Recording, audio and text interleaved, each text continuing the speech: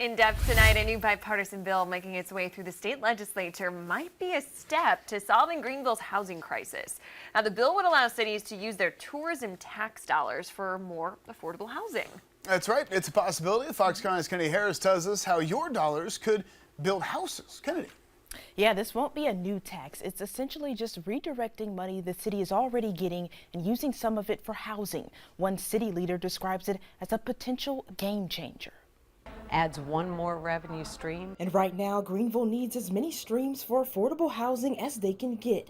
Housing experts found Greenville needs more than 20,000 low-cost housing units. Creating housing at any level will help alleviate our downward pressure on those living at the lowest level of income in Greenville. The city is working with the Greenville Housing Fund and establishing developer incentives in the new zoning code. But Dow says Senate Bill 284 is another money stream. Senator Davis's bill recognizes that tourism relies on a workforce that needs to have housing. You pay the 2% hospitality tax anytime you eat or drink in the city. Also, local and state accommodation taxes are paid anytime someone stays in a Greenville hotel.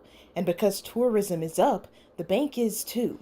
This year, Greenville has already raised around $14 million from tourism taxes. And they expect to reach $28 million, putting them about $3 million over budget. Some things in Cleveland Park, the Swamp Rabbit Trail is funded by tourism tax revenue. Our beautiful trees on Main Street, our police coverage in the downtown area. The bill would expand the permitted uses of tourism taxes, allowing cities to use it to create workforce housing, mostly for people making around $45,000 a year.